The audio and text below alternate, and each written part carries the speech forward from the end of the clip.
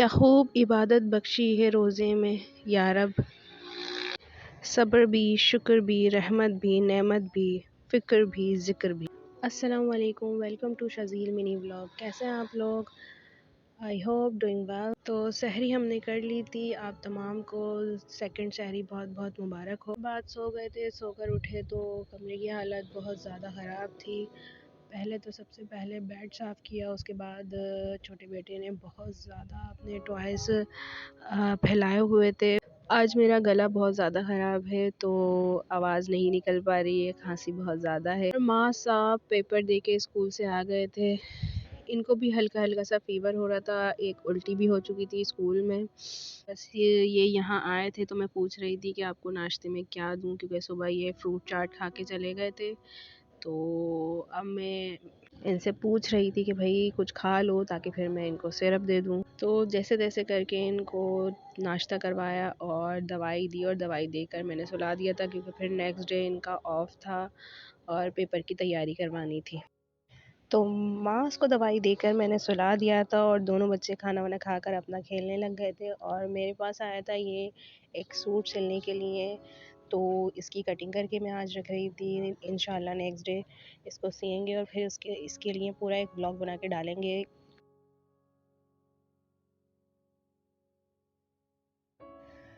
लीजिए, तो कटिंग हो गई थी हमारी डन। साथ ही हमारे पास 2 पार्सल आए हुए थे दराज के, उसको भी करते हैं अनबॉक्स। अगर आपकी वीडियो कोई देखने वाला बोल रहा हो कि यार ये देखो तो ज़रा पार्सल पे पार्सल मंगाते रहते हैं, ये बना रहे हैं वो बना रहे हैं तो प्लीज़ इतना समझ लीजिए कि जिस दिन आपको ये बात समझ में आ जाएगी ना कि लोग इंसान को मरने के बाद कितनी जल्दी बुला बैठते हैं, उस दिन आप लोगों को इम्प्रेस करने के लिए जो लाइफ जी रहे हो ना, वो जीना छोड़ दोगे। यार मुझे मुझे लाइफ में खुशी चाहिए, जीना है मुझे ज़िंदगी को अपनी तरह, हर गुजरते हुए लम्हे को जीना है खुशी से, ताकि कल को मैं पलट के अपनी पीछे की ज़िंदगी देखूं तो कहूँ वाह यार, ना कि काश यार। तो मैं आप सब लोगों को सिर्फ इतना कहना चाहूँगी कि खुदा के लिए खुश रहना सीख लीजिए। जो खुश होता है वो मुतमईन होता है, जो मुतमईन होता है वो अमल करता है, जो अमल करता है वो बामुराद होता है, और जो बामुराद होता है वो सुरखरू होता है। तो खुश रहो, आबाद रहो। ये मत सोचो कि वो क्या कह रहा है, उसने क्या कह दिया, अगले दिन क्या होना है। आज का ये जो दिन है, आज का ये जो गुजरता हुआ लम्हा है, इसको खुशी से जियो। तो दोनों पार्सल की हो गई थी अनबॉक्सिंग, जिसमें निकला था एक मेरे हस्बैंड का हेयर कलर शैम्पू, और मैंने एक मंगवाया था स्टैंड मोबाइल के लिए, क्योंकि वीडियो बनाने में काफ़ी परेशानी होती है। अब ये वीडियो बनाकर पता चलेगा कि स्टैंड सही आया या नहीं। क्वालिटी वाइज बहुत ज़बरदस्त था और पैकिंग भी बहुत अच्छी की हुई थी। टाइम्स के बाद आया, काफ़ी डिले हो गया था क्योंकि शायद रमज़ान में कुछ मामला चलते हैं इन लोगों के, तो इसलिए पार्सल को आने में काफ़ी टाइम लग गया था। साथ ही साथ हम कर रहे थे अफ्तार की तैयारी। यहाँ पे मैंने बेसन पेट लिया था और आलू को पतले पतले स्लाइसेस में काट कर पानी में डिप करके रख दिया था, क्योंकि आज हमें ऑर्डर मिला था, फरमाइश हुई थी बच्चों के लिए कि बनाने हैं हमें आलू के पकोड़े। तो जस्ट बेसन में हमने सोडा डाला, नमक डाला और अपना सुखाया हुआ पुदीना डाला, काली मिर्चें डाली और इसको फेंट कर 3-4 घंटे पहले ही हम रख देते हैं ताकि ये अच्छी तरीके से बन जाए और पकौड़ियाँ खूब फूली फूली क्रिस्पी क्रिस्पी अच्छी अच्छी सी बने। तो लीजिए, हमारे आलू के पकोड़े तैयार हो गए। कुछ हमने तैयार कर लिए थे, कुछ हमने फ्राई कर लिए थे। अच्छा, जो ये आलू के जो पकोड़े होते हैं इनको हल्की आंच में फ्राई करना होता है। आज मैंने अपनी न्यू कढ़ाई भी निकाल ली थी जो मेरी मम्मा ने मुझे दी थी। वैसे तो जहेज़ का सारा सामान ही लड़कियों का मम्मा की तरफ से आया हुआ होता है, मगर ये मेरी शादी के बाद भी मम्मा ने मुझे लाकर दी थी, तो ये मेरे पास थी, मैंने इस रमज़ान में निकाली। उसके बाद हमने कुछ तिलावत की, कुरान पाक की।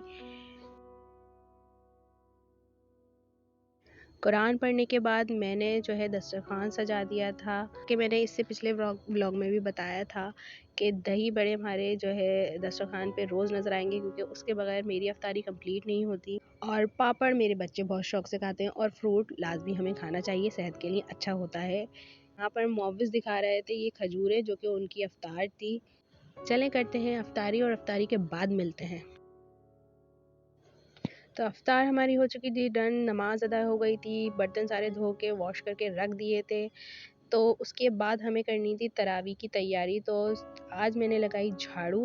भाई एक दफ़ा छत को धोकर ही काम नहीं बनता, रोज़ाना जो है हमें झाड़ू लगानी पड़ती है, क्लीन करनी पड़ती है, ताकि साफ़ सुथरी जगह पे इबादत हो और तरावी पढ़ी जाए।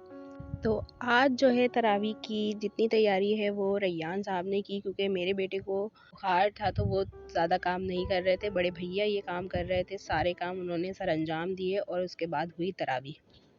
अच्छा जी, वीडियो में नज़र आता होगा कि छत थोड़ी सी टूटी फूटी है। इंशाल्लाह आप दुआ करें इस रमज़ान, खूब सारी वीडियो को लाइक करें, शेयर करें और दुआओं में याद रखें। फिर इंशाल्लाह ये भी इसकी मरम्मत भी होगी और ये भी न्यू तरीके से बनवाई जाएगी। तरावी पढ़ के सारे आ चुके थे। मैंने लगा दिया था रात का खाना। आपके घर में रात को खाना खाया जाता है रमज़ानों में या नहीं, तो कमेंट सेक्शन में मुझे ज़रूर बताइएगा। हमारे घर में तो लाजमी खाया जाता है और रात में खाए जाते हैं वाइट ज़ीरे के चावल किसी भी सालन के साथ या दाल के। वीडियो अच्छी लगी हो तो लाइक करें, सब्सक्राइब करें। Thank you for watching. अल्लाह हाफ़िज़, खूब ख्याल रखें।